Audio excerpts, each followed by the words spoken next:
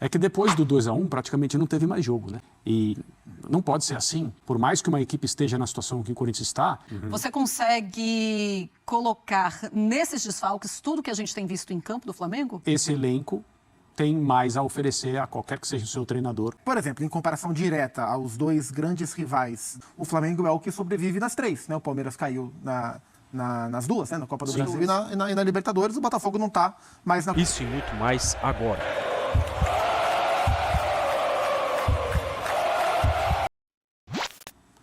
O que eu tenho só a acrescentar ao comentário sobre a postura, porque eu nem estou falando de futebol, quando eu digo postura, né, a maneira como o Corinthians encarou a partida em casa com o seu torcedor, é que depois do 2-1 praticamente não teve mais jogo, né? Sim.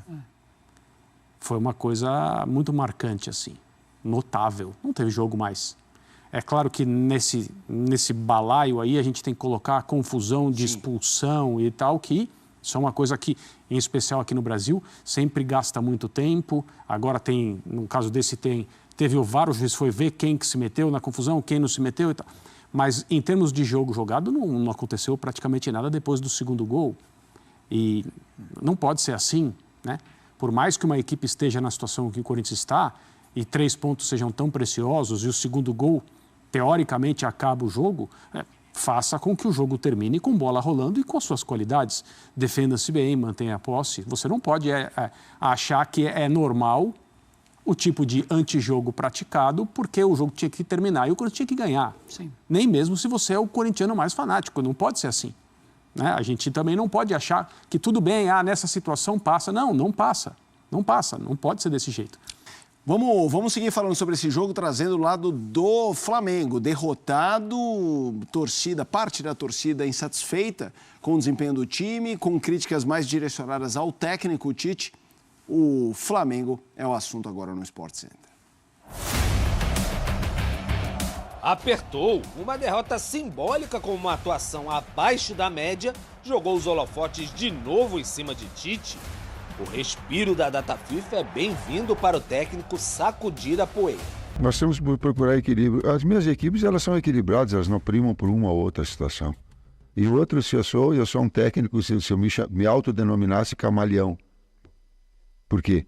Porque eu não posso fazer aquilo que eu imagino ser o melhor, eu tenho que me adaptar àquilo que as equipes têm. Vão ser 10 dias de intervalo até o próximo jogo, no dia 12, contra o Bahia, pela Copa do Brasil. Os 3 primeiros são de folga geral para o elenco, descanso de corpo e mente.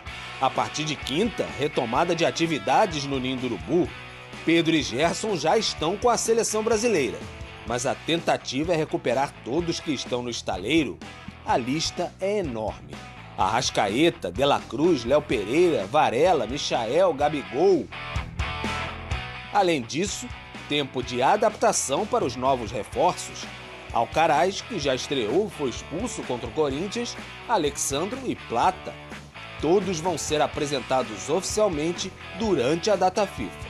O trabalho é para o Flamengo voltar inteiro, equilibrado entre ataque e defesa, pronto para as 3 frentes.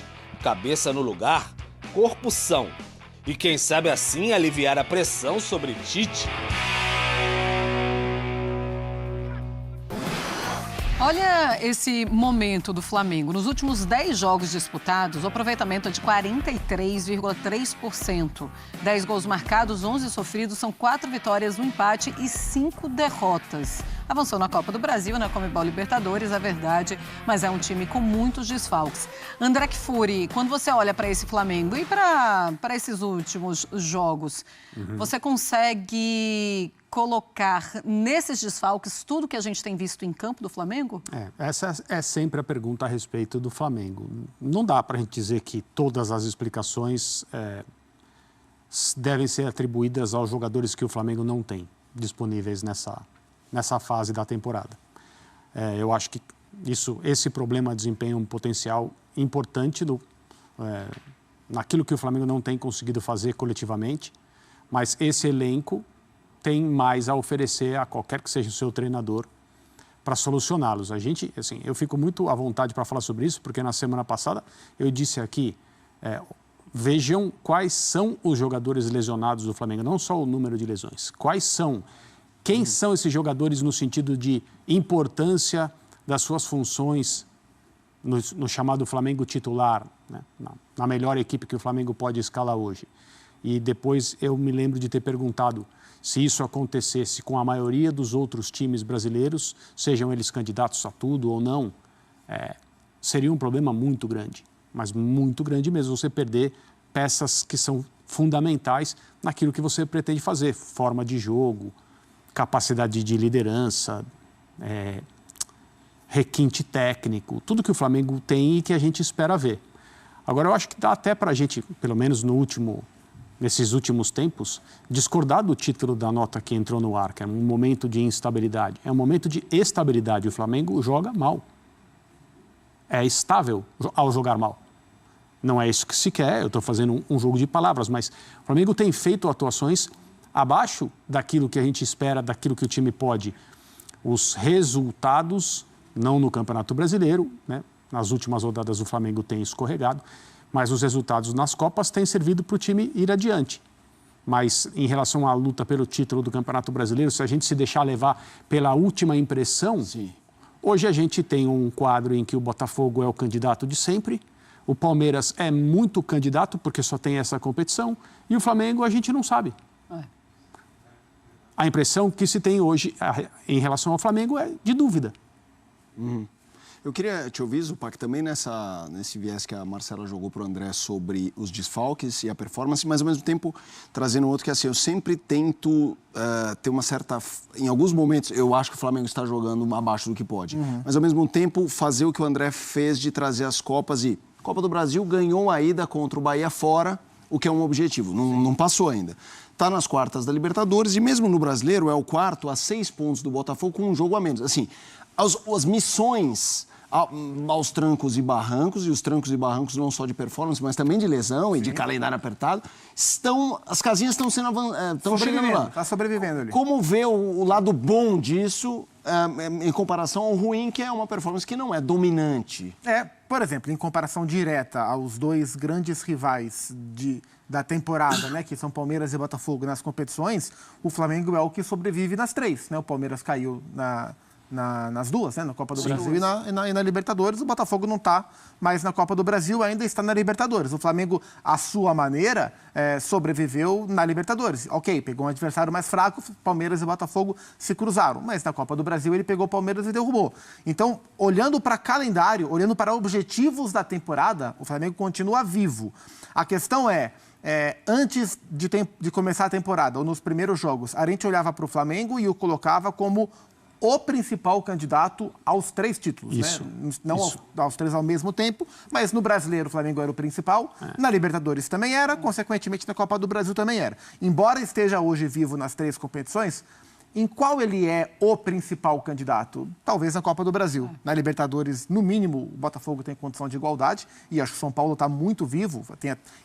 Tem Atlético e Fluminense do outro lado, mas eu vejo os 3 brasileiros do lado de cada chave como os mais credenciados a conquistar a competição e acho que em pé de igualdade, talvez o São Paulo um pouco abaixo, mas não muito distante. No Campeonato Brasileiro é muito claro que hoje o Flamengo não é o principal candidato, pode se recondicionar, claro que pode, e o que o Palmeiras está fazendo agora mostra que o campeonato pode mudar ainda muito o seu recorte, mas acho que esse é o ponto. O Flamengo está brigando pelas 3 competições, é evidente que tem totais condições de vencer, alguma ou algumas delas, mas o olhar de principal nome das competições hoje ele não tem. Ele está ali no bolo. Perfeito. Mas ele não tem. E não tem por causa do seu desempenho. E aí a gente pode olhar e deve olhar para os desfalques. É claro que os desfalques nessa quantidade, nesse momento e nesse nível de importância que os jogadores têm um peso, mas a gente olha para a temporada como um todo e a gente vê diferentes recortes, né, de rendimento do Flamengo, do Tite na temporada. O Flamengo já jogou muito bem, o Flamengo já jogou muito mal, o Flamengo se recuperou, depois de jogar muito mal, se recuperou e mostrou uma estabilidade, embora sem dar espetáculo, mas ali a gente reconhecia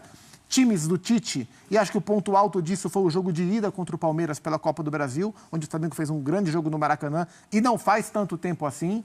Só que agora o time está numa instabilidade, ou numa estabilidade de jogar bem abaixo do que está apresentando.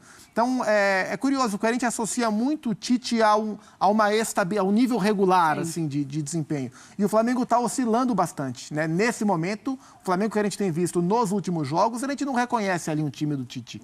Mas até pouco tempo atrás, sim, né? Então, e aí acho que ele está com dificuldade pelos desfalques e pelas próprias oscilações da equipe de conseguir manter esse padrão. Natural que as críticas se voltem contra ele, porque nesse momento o olhar para o Flamengo é um olhar de mais desconfiança. E só para ressaltar o que eu sempre tenho batido nessa tecla, o torcedor acaba sempre esperando que, pelo fato do Flamengo ainda ter o melhor elenco do futebol brasileiro, que ele sobre. O Flamengo não deve mais sobrar no futebol brasileiro com esse recorde. Ele vai sempre estar brigando para ser o melhor. Talvez seja sempre considerado o melhor. Mas sobrar com larga vantagem vai ser mais difícil, porque a diferença do Flamengo para os demais está diminuindo. Não importa quem o Flamengo contrate, o Alcaraz ou fosse o Claudinho. Os outros melhoraram bastante. Então a diferença encurtou, achatou. Isso também explica o fato de o Flamengo estar hoje sofrendo mais para extrair o seu potencial máximo do que há algumas temporadas, quando ele sobrava disparado como o melhor time do país. Ô André, só para a gente ter uma ideia da instabilidade, a gente estava lembrando aqui, o primeiro turno do Campeonato Brasileiro, você lembra quando era o jogo contra o Corinthians? Era um Tite muito pressionado, era aquela coisa de, se por acaso o Tite perde essa partida para o Corinthians, ainda mais sendo Corinthians, ele pode ser demitido. Aí tinha o Bolívar na quarta. E aí tinha ainda Libertadores na quarta-feira, e foi aquele momento em que o Flamengo vai para a parte boa do campeonato. Depois acaba caindo de novo, tem a parte de Copa América que volta a se recuperar e agora essa parte de baixa. Qual é a parcela de Tite neste momento, assim, que você consegue olhar para ele e falar assim, ele deveria fazer um trabalho muito melhor do que ele tem feito? O que me estranha no desempenho, principalmente coletivo do Flamengo, é que, diferentemente das melhores equipes, acho que da maioria das equipes que o Tite montou, do ponto de vista defensivo, é um time que tem problemas. E eu acho que na carreira do Tite, a maioria das críticas a ele, ou as críticas mais feitas a ele em termos de qual é o aspecto do trabalho do Tite que você não gosta, as pessoas tendem a falar, é defensivo demais. Né? Aqueles que exageram, é retranqueiro. Então. Mas é sobre o fato dele sempre pregar o equilíbrio, que é uma palavra que ele usa muito, e isso, aos olhos da maioria das pessoas, significa um time que se defende primeiro, ataca depois, não se importa com ser generoso ofensivamente, embora ele tenha tido times na sua carreira que foram generosos do ponto de vista ofensivo. O time atual não é. E defensivamente, exceto aquele primeiro momento na temporada em que a gente estava falando de campeonato estadual e o nível de exigência, dificuldade do estadual, seja o de São Paulo, seja do Rio, não importa qual é sempre duvidoso em relação a uma projeção da temporada, né, com o Campeonato Brasileiro e as Copas. Talvez o Flamengo estivesse ali iniciando um ano em que essa solidez defensiva ia se manter e a gente ia poder falar, começou lá no Campeonato Estadual, um bom desempenho, mas não é o que acontece. Então, para mim, é estranho ver a parte defensiva, o Flamengo falhar individualmente, e isso não pode ser atribuído ao treinador, mas, de uma maneira geral, é um time que se defende mal, ou, assim, na melhor das hipóteses, não se defende como uma equipe dirigida pelo Tite normalmente se defende.